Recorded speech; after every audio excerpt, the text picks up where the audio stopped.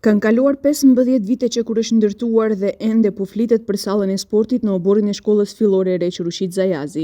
Salla është ndërtuar në vitet 2009-2010, është e rregulluar por e mbyllur për gati 2 dekada dhe askush nuk i del zot këtij ndërtimi.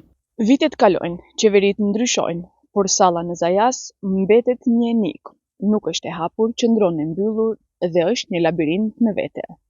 Televizioni 21 ka realizuar mbi 10 kronika në 5 vitet e fundit, mbi 100 telefonata me zyrtar dhe i zyrtar për të parë se si është situata, por gjithmonë topi hidhet sa andej dhe sa këndedha pa rezultate. Në këto vite, ne kemi mësuar se salla nuk posedon dokumente, sidomos për fazën e dytë të ndërtimit, nuk është bërë as planim dorëzimi nga ndonjë mbikëqyrës dhe më e keqja se salla nuk figuron as në kadastër se ekziston si objekt në shkollën fillore Req Rushit Zajazi.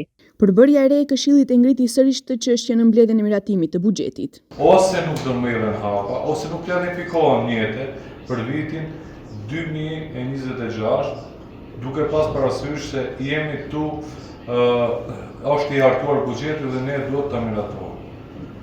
Duke pas parasysh se ky këshill ku jemi ne, duke diskutuar, është edhe themeluesi i shkollave fillore të mesme. Për çfarë arsye nuk parashihen mjete?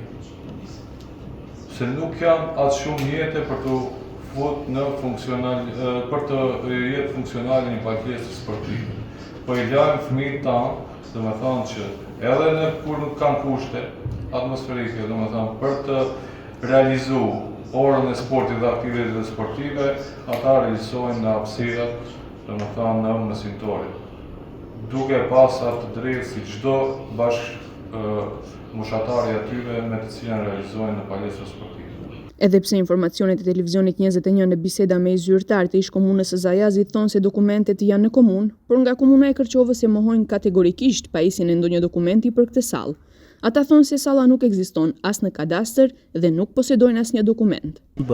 Skesët të cilët është të intervenohesh në as objekt, as në probleme e së çështjeve procedurore juridike, cilët objekti si objekt nuk ishte i regjistruar i kapashën, edhe se në procesit të bujt të të LOEX, në kemi marrë iniciativë të vazhdueshme me heqit e katastras apo punëtorës që të mos të regjistrohet si objekt, të hasin nga probleme administrative, burokratike nga katastra, dhe se vënë në detajet të sejtojit të qytetisë komunale i tim të zërës deri tash 5 herë jemi rënkunuar si ne kërkesën për regjistrim të atij objekti.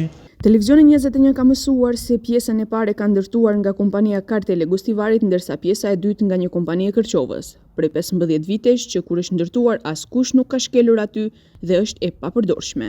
Ne do të qëndrojmë pas derisa të zbardhet rasti në këtë sallë. Kush e ndërtoi, si e ndërtoi, pse e ndërtoi dhe pse po qëndron e mbyllur për kaq vite.